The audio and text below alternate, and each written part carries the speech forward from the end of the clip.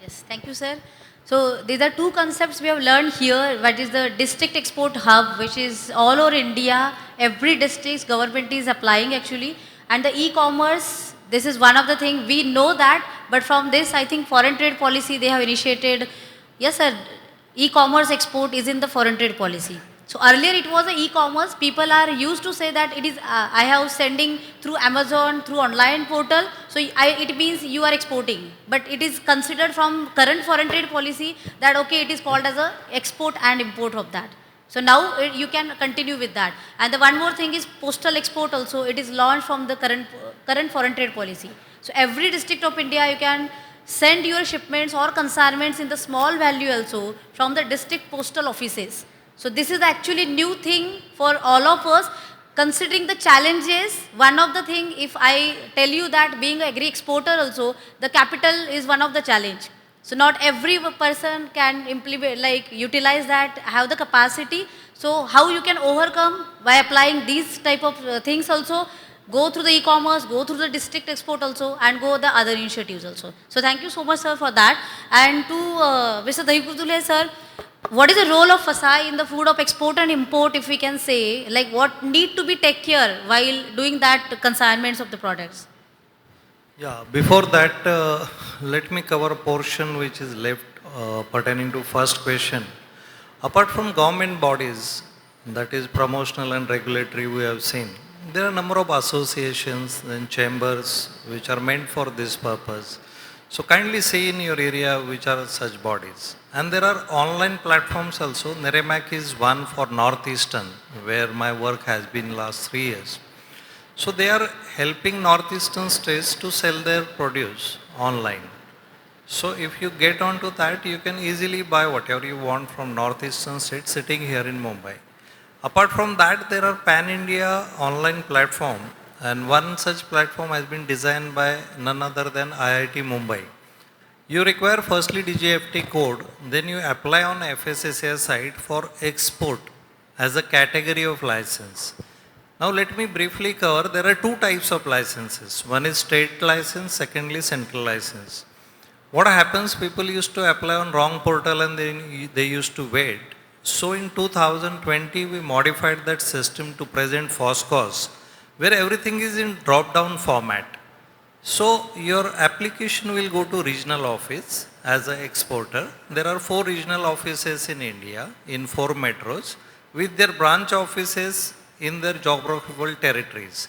So your application will automatically land where it is required to land.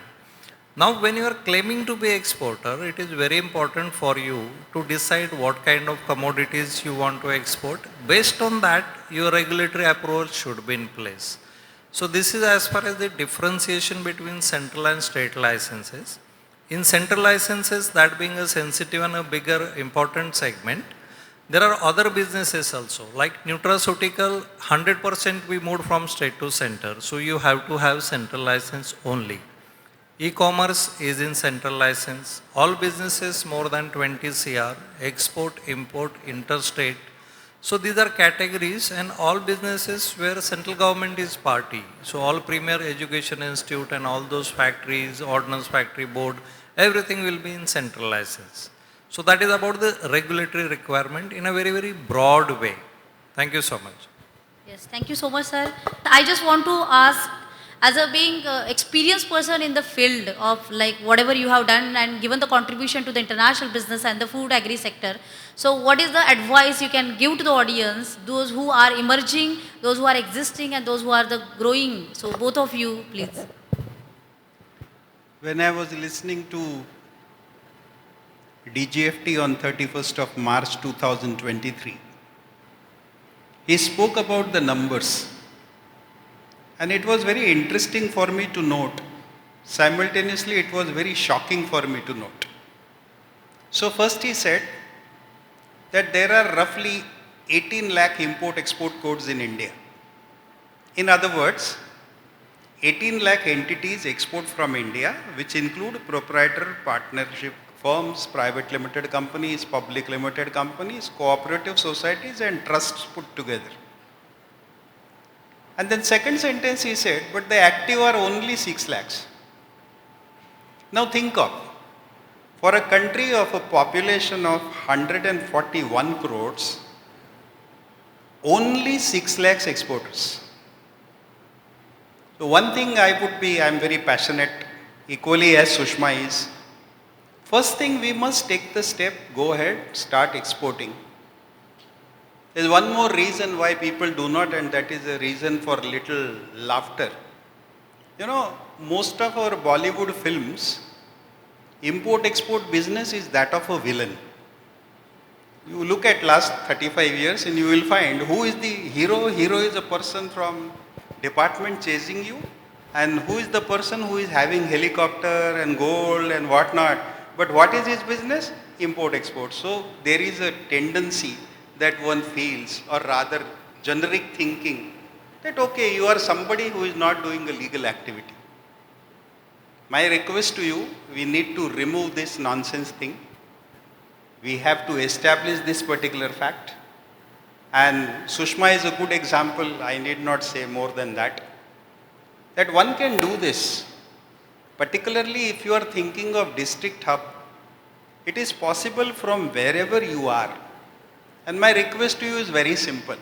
Take 5,000 rupees from your pocket, export by post, take it as a cost for development of your project, learn the experience of sending one parcel. And once you do that, that will give you confidence enough to move. Second part, there are 2 crore non-resident Indians abroad. Each one of them is wanting some or the other product delivered at home. If you can look at nutraceuticals, millets, etc., which can be delivered at home using the post parcel method, I think that would be a very great opening for all Indians, and we should take this figure from 6 lakhs to roughly 1 crore in another 5 years. If that we can do, that would be a great achievement as far as I feel. Thank you. Thank you, sir. Yeah, my little take is firstly your role of advisor. You will have CHA and whole lot of consultant in field who will be telling you what to do and what not. My only advice to you, get hold of that system, that is the e-platform.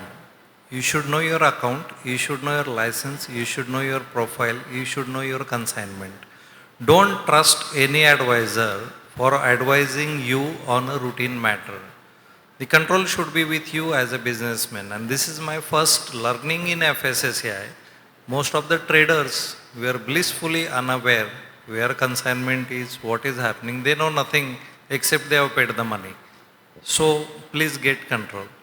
Secondly, when you are on online platform, do check authenticity.